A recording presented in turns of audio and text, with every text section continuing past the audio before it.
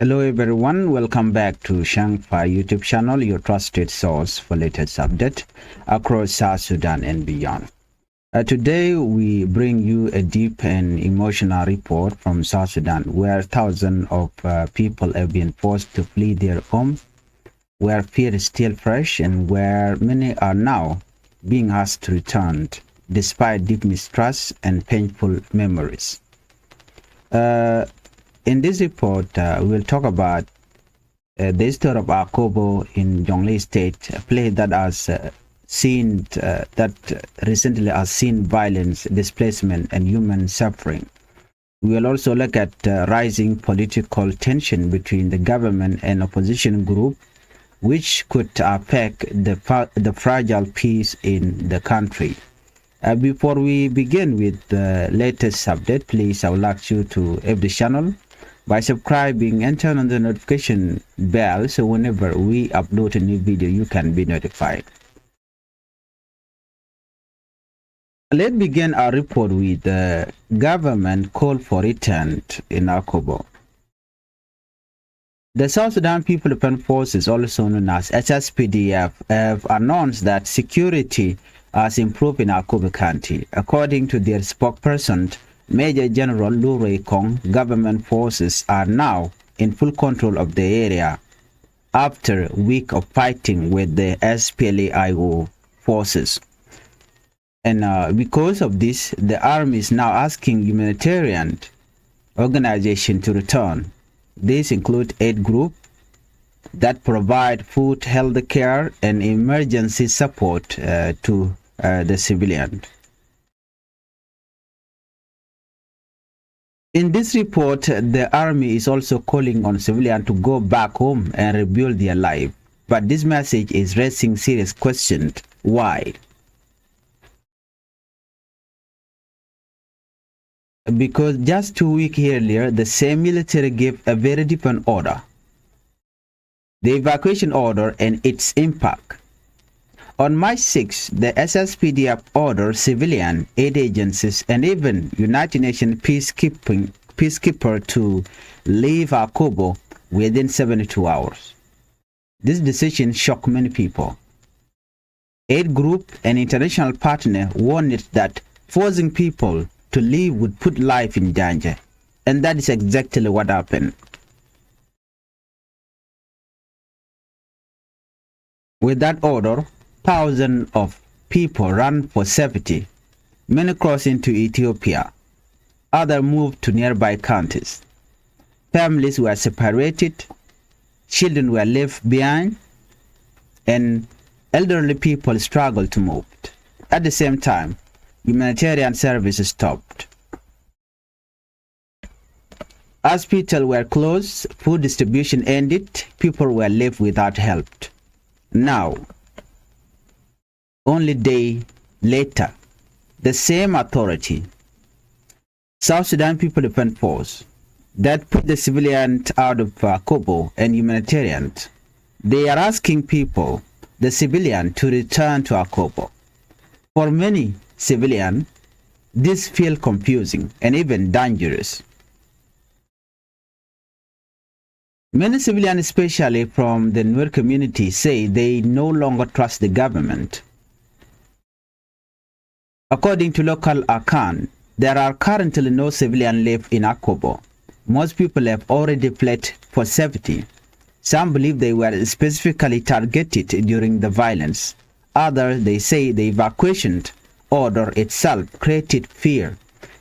There are claims that people were warned they could be killed if they stayed in Akobo.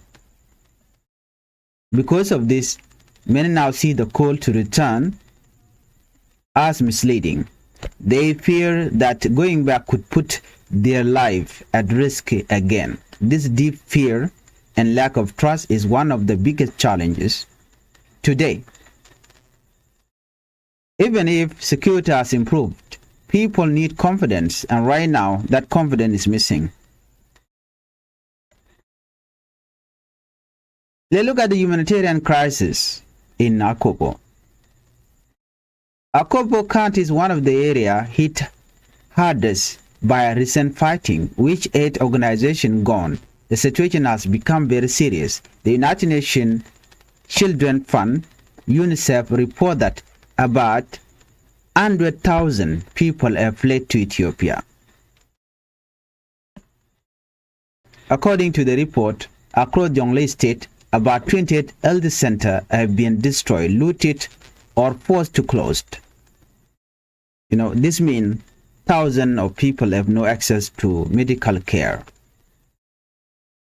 And at the same time, the rainy season is coming. This will make road difficult to use. It will limit aid delivery even more. And it will increase the risk of disease and hunger.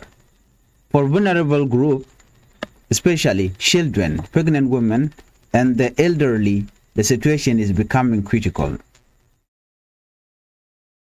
Now, let's talk about the human side of this crisis.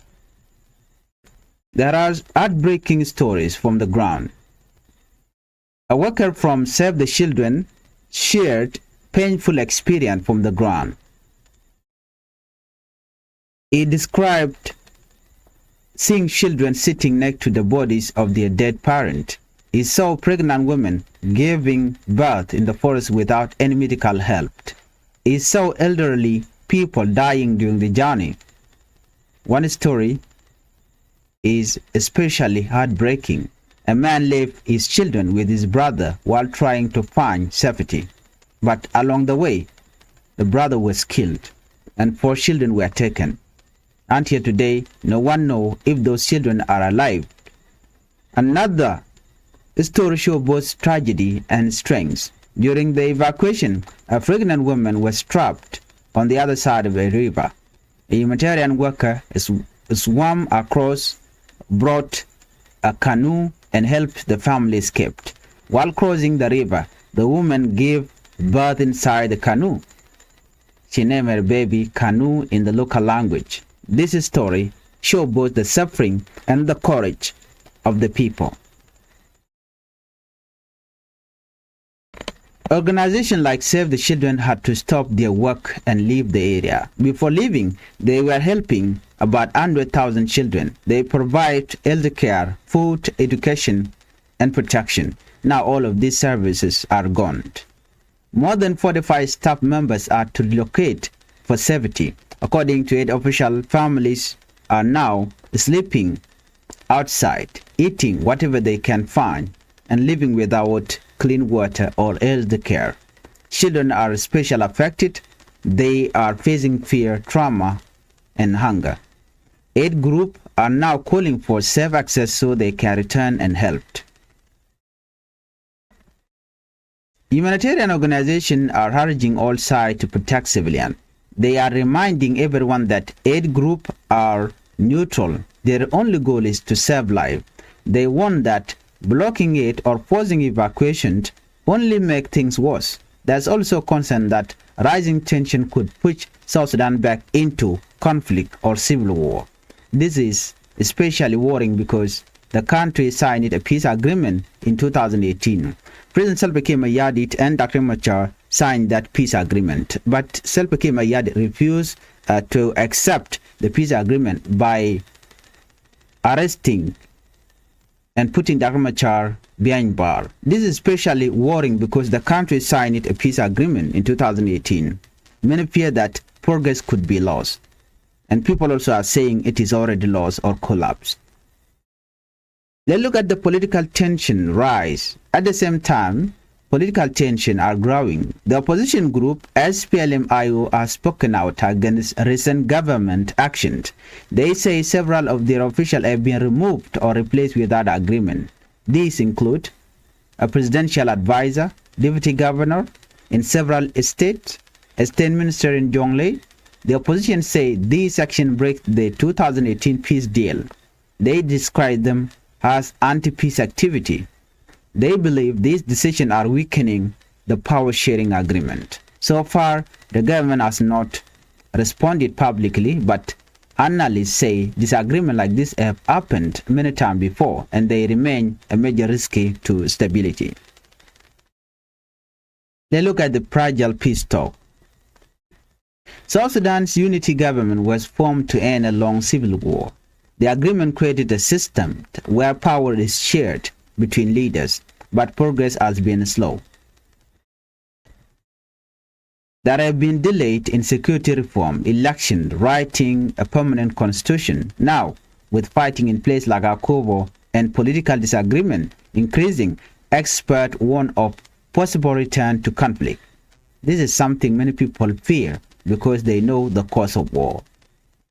The SPLA-IO leader are blaming Kir Mayadit for failing to honor the agreement that was signed in 2018. The situation in Akobo, when we look at the overall conclusions, the situation is a powerful reminder of how quickly things can change. One moment people are told to leave, the next day they are asked to return, but behind this decision are real human lives. Families who have lost everything, they leave all their property behind, children growing up in fear, communities struggling to survive. The question now is simple. Will people feel safe enough to return, or will fear keep them away? And more importantly, can peace truly hold in South Sudan? We will continue to follow this story closely. Thank you for watching. Don't forget to like, share, and subscribe for more in-depth news report. Thank you. Bye-bye.